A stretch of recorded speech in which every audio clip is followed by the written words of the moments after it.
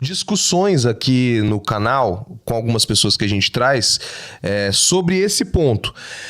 Existem muitas pessoas que não conhecem o mundo espiritual e a libertação, que eles acham prudente chegar e expulsar um demônio e ele vai sair. Só que daí, e a responsabilidade depois? Pra você deixar aquela casa vazia, a pessoa não quer, não tem um trabalho pós, e daí? Como é que funciona isso daí? Olha aí o que a Bíblia... É engraçado que a Bíblia fala em Apocalipse 3:20, né? Eis que estou à porta e bato. Tá? Se alguém abrir a sua porta se alguém ouvir a minha voz e abrir a sua porta, eu entrarei em sua casa e com ele cearei e ele... olha o que está acontecendo. Com ele cearei e ele... Só que tem a questão que ele entra, mas você não ceia com ele. Se você não fazer parte do processo... Porque a libertação espiritual é um processo, gente. É um processo. Esse é um processo porque a pessoa foi liberta, mas na sequência ela precisa ser submetida ao conhecimento das Escrituras para ser blindado, porque não é um momento da libertação. Acontece em um momento, mas na sequência você precisa ser colocado numa escola bíblica dominical para conhecer as Escrituras. O pastor sobre libertação espiritual precisa dar uns textos bíblicos para essa pessoa meditar, ler as Escrituras e começar a levar uma vida devocional de oração. É aí que o diabo vai chegar e vai dizer, meu Deus, não tem outro jeito. O pai fala uma coisa assim, William, vou deixar o pai falar, que o pai fala assim, o crente tem que ser equilibrado. 100% oração e 100% espiritual. 100% oração e 100% espiritual, porque não adianta você ir lá, sai demônio, o demônio saiu, amém. E agora, o que você vai fazer depois da libertação? Porque a Bíblia fala que Jesus lá no deserto expulsou Satanás pelo conhecimento da palavra. Ou seja, a nossa vida pós-libertação, Jesus não estava endemoniado para Satanás vir. Porque foi o Espírito Santo que levou Jesus ao deserto para ser tentado pelo diabo. Agora vou falar um negócio que os teólogos de plantão vão ficar endemoniados agora. Tem vezes que Jesus, o Espírito Santo, vai te levar para um deserto para ser tentado pelo diabo. Aí não é, deu a legalidade. Não é você que deu legalidade, o Espírito Santo que vai te levar para alguns desertos. E você tem que estar preparado na palavra. Porque tem que ser equilibrado. Na verdade, pastor, é muito interessante a gente tocar nesse assunto, porque pela misericórdia, a graça de Deus, o pastor é uma pessoa que entende muito do mundo espiritual, e isso é importante você dizer aqui, porque muito brasileiro, muito cristão brasileiro, eu fico espantado com os recados, muito cristão brasileiro não acredita em processo de libertação. Pelo poder que há no nome de... E há poder no nome de Jesus. Vai sair. Mas eles não acreditam no processo, pastor. Aí fica aquela coisa, fica aquela guerra. Você vai lá, eles Pedro acham que... andou três anos com Jesus. Três anos com Jesus. No dia em que Jesus foi para ser crucificado, a Bíblia fala que Jesus olhou para Pedro e falou, aparta-te de mim, Satanás. 3 anos, não é com o pastor Chudi Conzio, ele estava andando com Jesus. E ele ficou possuído por um espírito diabólico. É um processo. Eu vejo o ministério de Pedro ser levantado lá em Atos 2. Quando Pedro se levanta, depois de todo mundo ser cheio do Espírito Santo, ele fala, cidadãos da Pânfia, da Galileia, vocês aqui de Jerusalém, isso que está acontecendo não é loucura. Esses homens estão cheios do Espírito Santo porque fala lá em Joel, porque Joel já falou que nos últimos dias derramarei sobre vós o meu Espírito. Então a gente vê um Pedro, que no início era um Pedro duvidoso, um Pedro que recebeu uma revelação de Cristo, porque Jesus chega para os discípulos, o que dizem esses homens? O que dizem? Não me importo com que todo mundo fala de mim. Não, Jesus se preocupou. Jesus olha para os discípulos, o que essa galera está falando? Os discípulos, uns dizem que você é Elias, outros dizem que você é tal. E vocês, quem dizem que sou? Pedro se levanta e fala, tu és o Cristo, filho de Deus vivo. O mesmo Pedro lá, quando Jesus vai ser preso pelos romanos, a Bíblia vai falar que Jesus olha, Pedro, aparta-te de mim, Satanás. Então a gente vê um tempo, um processo, até Pedro se tornar pastor. Lá em Atos 2, ele é apóstolo da igreja de Atos, a igreja primitiva. E a gente vê um homem sendo usado por Deus tremendamente. Tanto no conhecimento da palavra, porque a pregação de Pedro lá em Atos 2 já foi uma pregação no conhecimento. Porque o mesmo Pedro chega para Jesus e fala, Jesus, expulsamos esse demônio aqui, e o demônio não estava saindo, e foi no teu nome. E Jesus falou, não, aqui é espiritual. Lá em Atos 12 ele tinha conhecimento da palavra. Então a vida do cristão ela precisa ser equilibrada. 100% Bíblia, 100% oração. Porque a galera vê a gente expulsando demônio, orando em línguas, falando de libertação, pensa, não, agora só vou orar e tá tudo bom, vou orar. Os demônios, eles sentem o cheiro do teu conhecimento na palavra. Cara, já teve situações, meu pai que não gosta de deixar eu contar muita coisa, mas já teve situações de pastor na nossa igreja, tem um pastor lá, que na igreja, no Monte das Oliveiras, o demônio deu uma cabeçada no cara, pegou na roupa dele e toda a igreja ficou rindo do pastor porque não tinha vida no altar. Era um cara que só queria aparecer na hora da libertação. Alguns demônios vão cair, mas alguns... Existem demônios e demônios. Níveis. Existem níveis. Tem um demônio que você fala, sai! Caiu! Foi, acabou. Tem outro que você vai ficar horas expulsando. Tô falando de horas. Não tô falando uma, duas. Tô falando horas. Então isso aqui é sobre equilíbrio. Isso, a questão do tempo de expulsação desses espíritos, tem toda uma questão que eu falo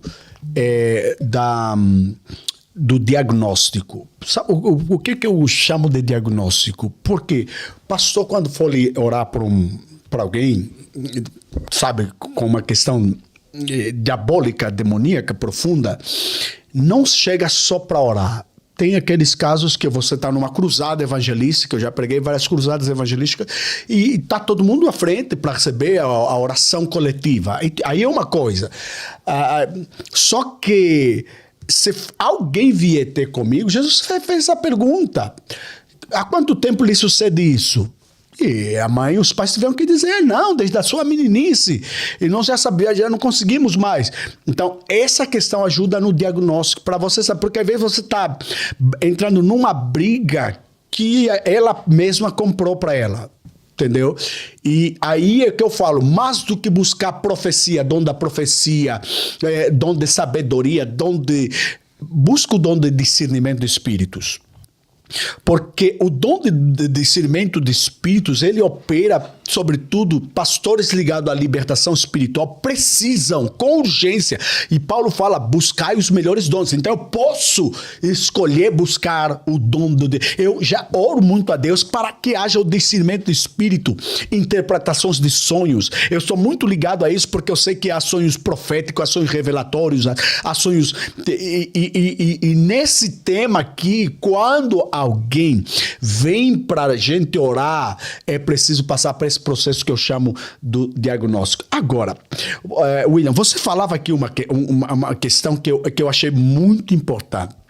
Porque você orou para alguma pessoa e de repente aquele espírito parece que saiu, mas voltou, ou então a pessoa não cuidou. E o que acontece? Primeira coisa, João capítulo 8. Porque é bom falar com as escrituras para posicionar algumas pessoas que acham que ainda não leu a Bíblia e ele fala muita coisa de experiência. Mas deixa eu falar. João 8, 31. A Bíblia diz assim, dizia, pois, Jesus aos judeus que nele creram. Aos judeus que nele creram. Se vós permanecerdes na minha palavra, verdadeiramente sós meus discípulos. 32. E conhecereis, olha aí, aí ele está dizendo, se você fizer o contexto anterior, agora vamos na sequência. E conhecereis a verdade, e a verdade vos libertará. Mas ele está falando para quem? Para os judeus que criam nele. Não eram ímpios, eram os crentes. Onde que as pessoas tiraram da cabeça a manha de achar que crente não precisa de libertação? Vê como o diabo está a ocultar a verdade. Porque a pessoa que diz, não, você já é crente, você já é salvo, não precisa de libertação. Não! Libertação é para os crentes. Nós, os crentes, precisamos. Tem áreas na nossa vida que precisam de ajuste, que estão precisando de acertos. Isso é contínuo. Está Israel no Egito. Israel está lá na opressão. Deus disse, são o povo de Deus. E Deus disse, Moisés, vem cá. Eu quero libertar o meu povo. Já era dele. O povo já era dele. Mas você tem que ser o libertador. Vem cá. Joelho aqui na sarça. Ele acende a sarça e diz, Moisés, eu não falo sem fogo. Se eu quero dar uma grande obra na sua vida, eu tenho que começar incendiando. Sempre que Deus está usando alguém, ele incendiou primeiro. Deus não fala para acender, Deus acende para falar. Meu. O que muita gente tá... onde está o problema? É que as pessoas, eles querem falar para Deus acender. E Deus. Não. Deus primeiro acende. Tem que ter algo aceso para Deus depois fazer transbordar o que ele acendeu. Uou. Tá? Tem muito pastor assim, né? No automático que eu falei outra vez, no piloto automático o tempo inteiro.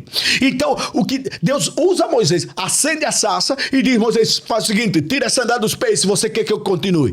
Moisés, peraí, e jogou as sandálias para trás. E aí, Deus, quando Moisés se aproxima sem sandálias, e a minha pergunta é: o que que Deus tem com sandálias, né? Sandália nos pés. A resposta é simples.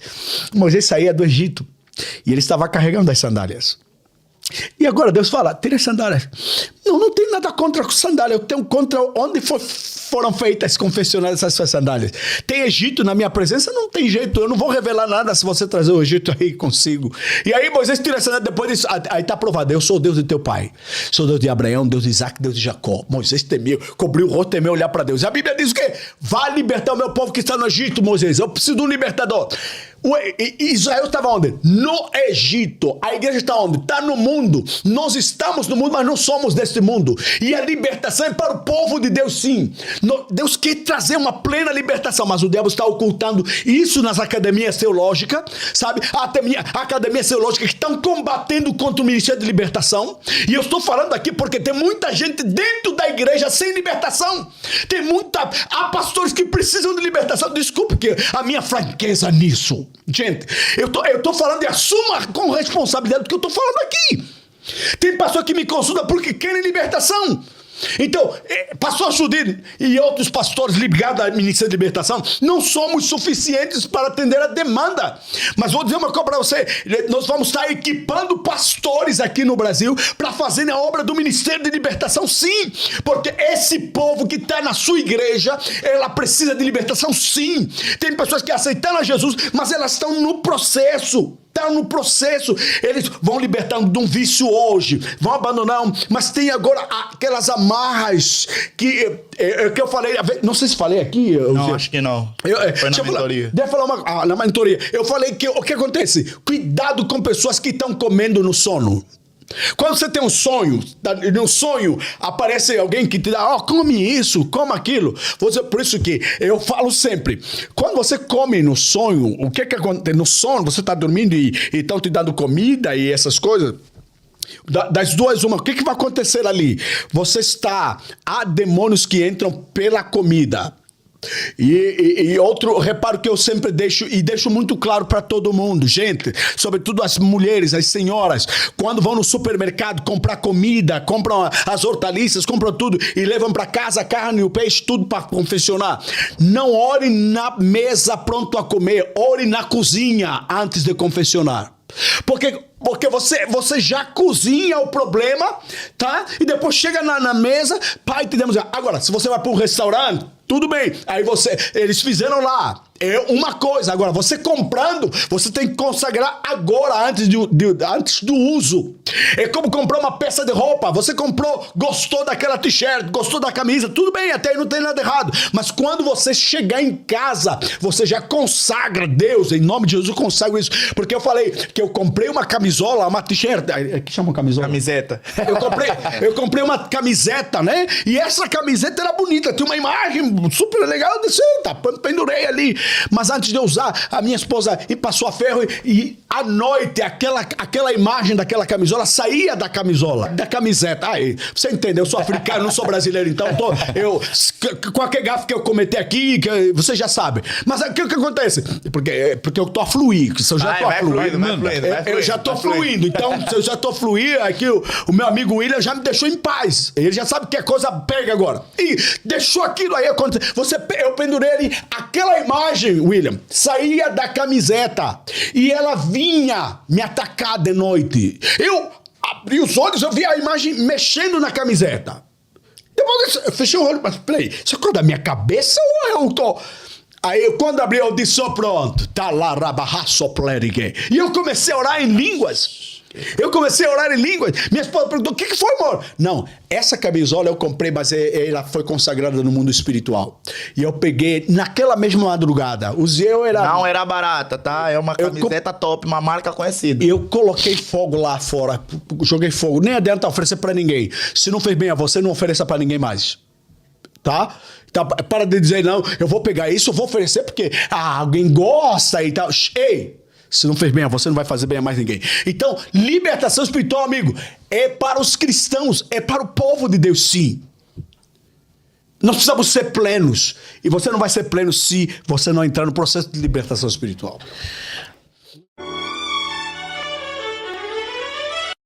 Graça e paz, povo de Deus.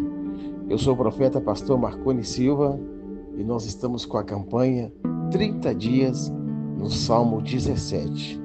Temos certeza que o aprendizado, que o ganho espiritual vai ser grande e a prosperidade também na sua vida. Participe conosco. O link da playlist está nos comentários fixado e também na descrição desse vídeo você encontra outras playlists para participar. Venha mudar a sua vida e declare nos comentários de cada dia da campanha que você assistir: Deus muda a minha história. E eu tenho certeza absoluta que aquilo que você profetizou, com fé, eu determino em nome de Jesus que já está acontecendo. Campanha do Salmo 17.